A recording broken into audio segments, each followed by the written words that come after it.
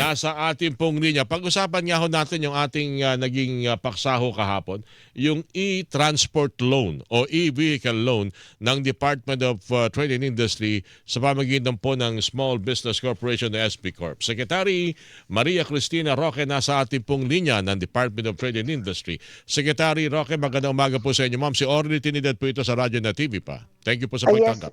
Yes, magandang umaga, Orly, no? Thank you for having me. Ako po magpapasalamat at napakaaga po sinagot ninyo ang aming tawag. May mga tanong ho kasi kahapon nung pinag-usapan ho namin yung e-vehicle loan. Ano ho ba yung mga dapat na alalahanin na mga pangunahin ng mga kinakailangang requirement na gusto mag-avail ng loan na ito para bumili ng e-vehicle para po sa para maging public utility vehicle, Secretary? Tama po yon. Actually, itong e-transport loan, no, nag-set aside kami ng 2 billion pesos under the Bank of DTI, yung SB Corporation.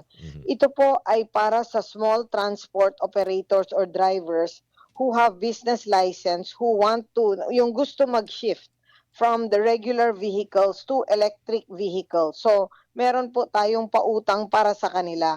Ngayon, itong loanable amount or yung pautang po ay up to 3 million pesos po. And payable po ito in 5 years. And on the first year, wala pong payment ng principal and interest. Meaning sa second year na po sila mag-start magbayad. Tapos ang requirements nito ay dapat they have to have a valid or current LTFRB authority, including a certificate of public convenience. Dapat kasi government compliant ang pwedeng mag-avail ng loan na ito, no?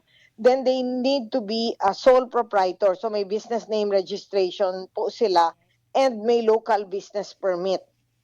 And then dapat affiliated din po sila with any transport network company.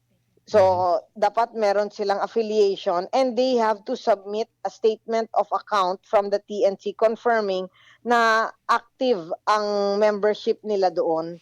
Alright. So, madaling salita, miyembro ng kooperatiba o sila po consolidated franchise holder. Opo. But for others that are not members of this, they can also take the loan as an MSME loan. Doon sila mag-loan. So, yung mga wala pong ganito, they can take another loan which is the MSME Business Fund. Doon sila pwede mag-loan. But for those that will be availing of the e-transport loan, yun po ang kailangan nila. So they must be government compliant, may valid land transport franchise and regulatory board permit po sila. So, mas madali po ba kung kooperatiba ho ang maglo-loan at mga miyembro nila ang kanilang ilo-loan sa SB Corp, Secretary? It doesn't matter. Basta ang importante, kompleto lang po sila sa requirements. Which yun naman ang talagang meron sila being a driver of a public transportation. 1.5 to 3 million pesos. Kung saan sila kukuha ng kanilang gustong bilhin na sasakyan, hindi ho ito hawak ng DTI o SB Corp? Hindi. They Sila can bahala buy sila from sa sila bumili. any private sector, any car company na nagbebenta ng EV. Yung iba interesado sa Love Bus, yung iba interesado sa e-jeepney, yung iba interesado sa motorcycle, sa e-motorcycle. So, pwede silang pumili doon. And then, pwede sila mag-apply sa SB Corp. They just go to sbcorp.gov.ph and then i-click nila yung e-transport loan. Tapos tuloy-tuloy na po. And then ang interest rate po nito ay 6% per annum. 6% Meaning per annum? 6% sa isang taon. Napakababa kumpara sa mga bangko. Yes, mababa. Ito talaga ang programa para sa small transport operators and drivers na gustong mag-shift from the regular combustion vehicle to the electric vehicles. Yung halagang 3 million pesos payable in 5 years, may mga nagre-react na baka walang may ulo, mukhang malaki-laki yan. Pwede bang gawin yung 5 years na yan to pay maging 15 as long as 20 years? Ang dyan, they can always negotiate naman with SB Corp. Ang importante talaga is for them to take advantage of this loan. Kasi government bank po ito. So talagang we try to make it easy. Kasi para at least maka-shift din sila kung gusto nila. napuputol-putulan yung linya, Secretary. Yes. Kasi may ilang Yes, mga ilang reklamo lang ng ilang mga transport cooperative. Hindi ho kasi kumikita kahit papaano sa ilang mga lugar na nag-avail po nito. So maliit ang kita, hindi kayang ihulog o hulugan yung kanilang monthly payment hanggang matenga yung kanilang mga yung kanilang mga e-transport o e-vehicle, Secretary. Pwede ho itong pag-usapan kung ilan yung kakayanin. Yes, Ano po? negotiable naman itong mga loans. So they can just actually talk to SB Corp, no? And then actually just talk to them and then negotiable naman itong mga loans, yeah. Kumusta Ang importante kung lahat yung mga tao na gusto mag-shift, meron silang loan available for them. Kumusta po ang reaksyon ng mga gusto mag-avail at marami na ho ba nakipag-ugnayan sa inyo sa SB Corp, Secretary Roque?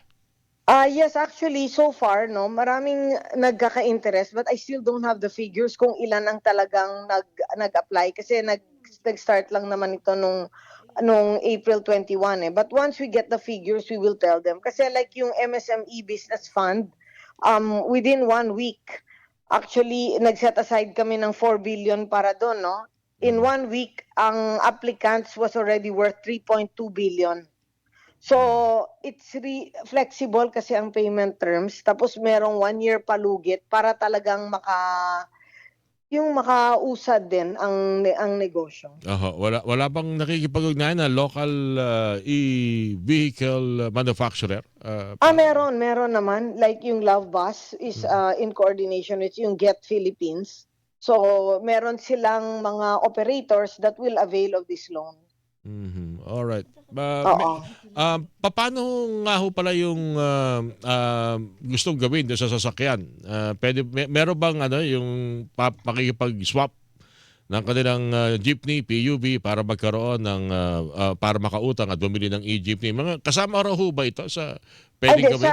For the SB Corp, loan lang po ito. So if they want to do a swapping or if they want to do some negotiations regarding the vehicle, doon na sila sa private sector. Yes, doon sa nagbebenta ng vehicle kung papayag na may swapping, and then after that kung ano yung natira, then yun ang pwedeng i-loan nila sa SB Corp. Ang binibigay ng DTI or ng Philippine government ay yung loan assistance. All right. Yung pong mga dati na hubang may mga dati na hubang nag-loan sa inyo? Sa SB Corp? For the EV, wala pa po. Wala pa. All right. And may pahabol na lang siguro, Secretary.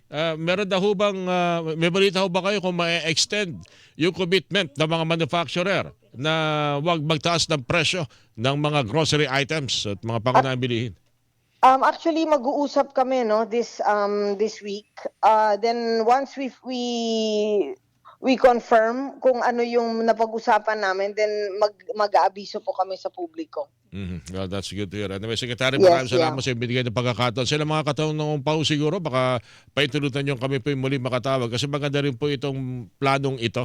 Hindi lamang itutugon sa ating kapaligiran, malinis na hangin, at aalisin din po ito yung ating dependence sa fossil fuel. Sa oil, sa crude, na at konting saka sa awayan diesel. lang. At least may option tayo. So for those that want to shift, at least meron silang maasahan na loan para sa kanila.